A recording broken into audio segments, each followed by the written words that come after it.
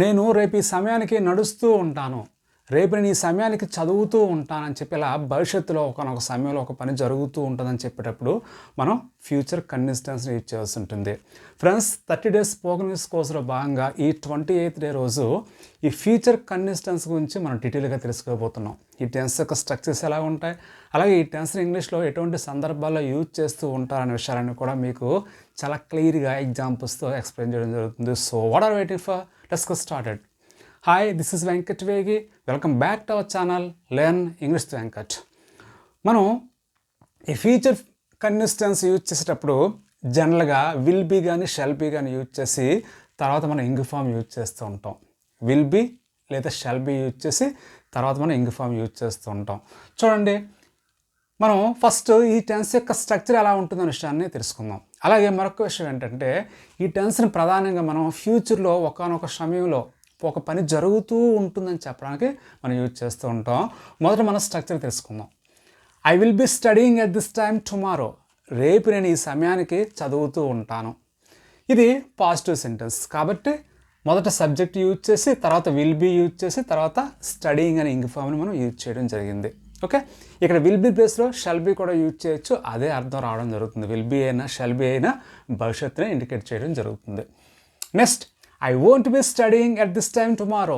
రేపు నేను ఈ సమయానికి చదువుతూ ఉండాలని చెప్పి నెగిటివ్ చెప్పాం కాబట్టి ఇక్కడ వోంట్ యూజ్ చేస్తాం. అంటే విల్ నాట్నే మనం స్పోకెన్ ఇంగ్లీష్లో వోంట్గా చెప్తూ ఉంటాం. అదే షెల్ నాట్ అయితే షాంట్గా చెప్తాం.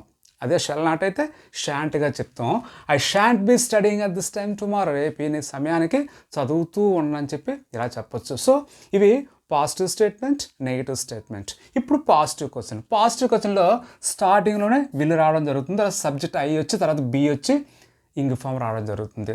Will I be studying at this time tomorrow. రేపు నేను ఈ సమయానికి చదువుతూ ఉంటానని చెప్పి ఇలా పాజిటివ్లో చెప్పాం. అదే షెల్ అయితే shell I be studying at this time tomorrow. రేపు నేను ఈ సమయానికి చదువుతూ ఉంటానని చెప్పి ఇలా చెప్పాం. That is the positive question. Negative question అయితే స్టార్టింగ్లోనే వోంట్ యూజ్ చేయాలి లేదా షాంట్ యూజ్ చేయాలి. Won't I be studying at this time tomorrow. రేపు నేను ఈ సమయానికి చదువుతూ ఉండనా. లేదా shan't I be studying at this time tomorrow. రేపు నేను ఈ సమయానికి చదువుతూ ఉండనా అని చెప్పి ఇలా మనం నెగిటివ్ క్వశ్చన్ని ఫ్రేమ్ చేయొచ్చు వోంట్ లేదా షాంట్తో. ఇలా మనం స్టేట్మెంట్స్ క్వశ్చన్స్ అనేవి ఫ్రేమ్ చేస్తాం. ఇప్పుడు H/8W వర్డ్స్తో క్వశ్చన్స్ ఎలా ఉంటాయి ఈ టెన్స్లో విషయాలు ఇప్పుడు మనం తెలుసుకుందాం. ఇక్కడ ఏదైతే పాజిటివ్ క్వశ్చన్ ఉందో దాన్ని యథావిధిగా అంటే యాజ్ ఇట్ ఈస్గా తీసుకుందాం. చూడండి, will I be studying at this time tomorrow. దాని ముందు ఇక్కడ వాట్ యాడ్ చేద్దాం. వాట్ అంటే ఏంటి. So what will I be studying at this time tomorrow. రేపు నేను ఈ సమయానికి ఏం చదువుతూ ఉంటాను. That is the point. Okay, అదే షెల్ అనుకోండి. What shell I be studying at this time tomorrow. రేపు నేను సమయానికి ఏం చదువుతూ ఉంటా అని చెప్పి ఇలా మనం చెప్పొచ్చు. అయితే that is the positive. Negative question అయితే వోంట్ కానీ షాంట్ కానీ రావాలి. What won't I be studying at this time tomorrow. రేపు నేను ఈ సమయానికి ఏం చదువుతూ ఉండను. లేదా what shan't I be studying at this time tomorrow. రేపు నేను ఈ సమయానికి ఏం చదువుతూ ఉండను అని చెప్పి వోంట్ కానీ షాంట్ కానీ యూజ్ చేసి ఇలా చెప్పొచ్చు. నెక్స్ట్ వన్ వైతో చూద్దాం. Why will I be studying at this time tomorrow. రేపు నేను ఈ సమయానికి ఎందుకు చదువుతూ ఉంటాను. వై అంటే ఎందుకు. లేదా why won't I be studying at this time tomorrow. రేపు నేను ఈ సమయానికి ఎందుకు చదువుతూ ఉండను. అంటే విల్ ఐ బి స్టడీయింగ్ అంటే చదువుతూ ఉంటాను, వోంట్ ఐ బి స్టడీయింగ్ అంటే చదువుతూ ఉండను. That is the positive difference between positive and negative. Next one, where will I be studying at this time tomorrow. Where అంటే ఎక్కడ నేను రేపు ఈ సమయానికి చదువుతూ ఉంటాను. లేదా where shall I be studying at this time tomorrow. అలా కూడా చెప్పొచ్చు అదే అర్థంతో. Next, where won't I be studying at this time tomorrow. రేపు నేను ఈ సమయానికి ఎక్కడ చదువుతూ ఉండను.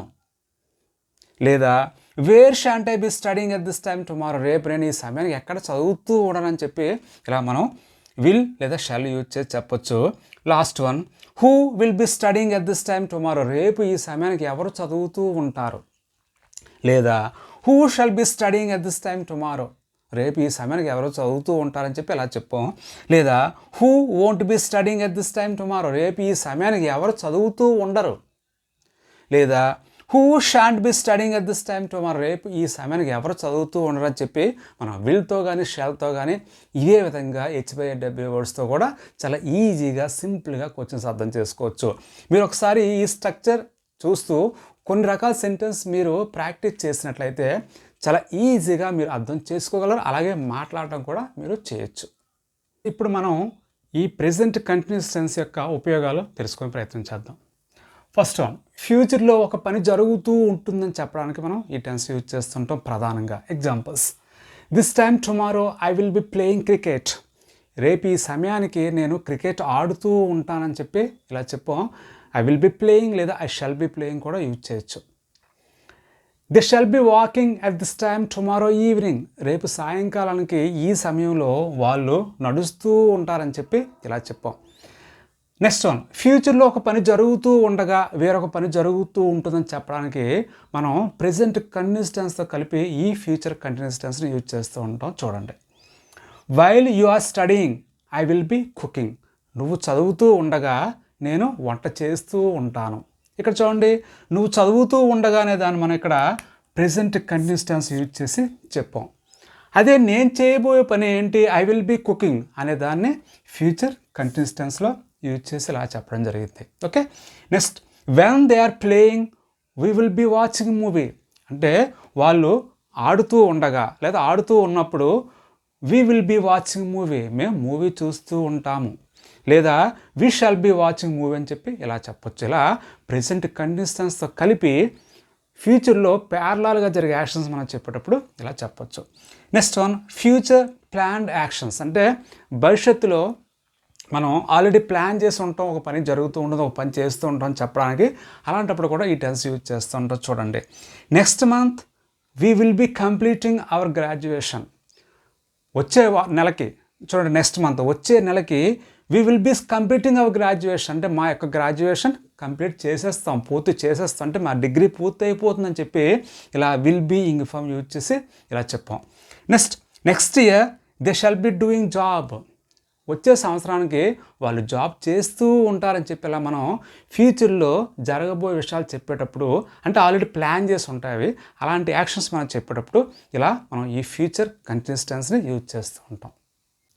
ఫ్రెండ్స్, నెక్స్ట్ యూజ్ ఏంటంటే ఒకరి యొక్క ప్లాన్స్ గురించి మనం పొలైట్గా ఎంక్వైరీ చేసి అడిగేటప్పుడు కూడా మనం ఈ టెన్స్ యూజ్ చేస్తుంటాం. చూడండి, will you be bringing you friend to the party. పార్టీకి మీ ఫ్రెండ్ని తీసుకొస్తావా.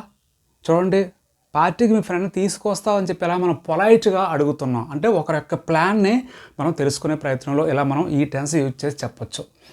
Will they be coming to the movie this evening. వాళ్ళు సాయంకాలం మూవీకి వస్తారా అని చెప్పి ఇలా అడుగుతున్నాం. నెక్స్ట్ వన్, ఫ్యూచర్లో ఇంకా ఒక పని జరుగుతూ ఉంటుందని చెప్పడానికి ఈ టెన్స్ యూజ్ చేస్తుంటాం. చూడండి, even tomorrow he will be continuing classes. రేపటికి కూడా అతను క్లాసెస్ కంటిన్యూ చేస్తూనే ఉంటాడు. రేపటికి కూడా అని చెప్పడానికే ఈవెన్ టుమారో యూజ్ చేస్తాం. Even after an hour we will be waiting for them. గంట తర్వాత కూడా మేము వాళ్ళ గురించి వెయిట్ చేస్తూనే ఉంటామని చెప్పి ఇలా, అంటే ఆ యాక్షన్ ఇప్పుడు జరుగుతూ ఉంది, ఫ్యూచర్లో కూడా జరుగుతూ ఉంటుంది ఆ యాక్షన్ అని చెప్పేటప్పుడు ఇలా చెప్తూ ఉంటాం.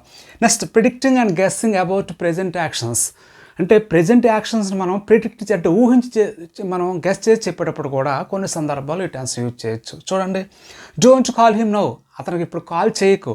He will be preparing for the exams. అతను ఎగ్జామ్స్కి ప్రిపేర్ అవుతూ ఉంటాడు. అంటే ఇక్కడ గెస్ చేస్తున్నాం అతను ఏం చేస్తూ ఉంటాడు అని చెప్పి. Next, now he is not at home I think he will be working in office. అతను ఇప్పుడు ఇంటి దగ్గర లేడు, అతను ఆఫీస్లో పని చేస్తూ ఉంటాడని చెప్పి నేను అనుకుంటున్నానని చెప్పి ఇలా మనం ఒక యాక్షన్ జరుగుతూ ఉంటుందని చెప్పి ఊహించి గెస్ చేసి చెప్పేటప్పుడు కూడా ఈ టెన్స్ యూజ్ చేస్తూ ఉంటాం. రేపు ఈ సమయానికి మీరు ఏం చేస్తూ ఉంటారు. సాయంకాలం అంతా మేము షాపింగ్ చేస్తూనే ఉంటాం. నేను ఫోన్ చూస్తూ ఉండగా మా సిస్టర్ చదువుతూ ఉంటుంది. అతన్ని పిలవద్దు, అతను చదువుతూ ఉంటాడు. రేపు మాతో మ్యారేజ్కి వస్తావా. ఈ వాక్యాలకు మీరు ఆన్సర్స్ తయారు చేసి కమెంట్స్ రూపంలో పెట్టండి. నేను వాటికి ఆన్సర్స్ తయారు చేయడం జరుగుతుంది. Thank you for watching. Take care. Keep learning.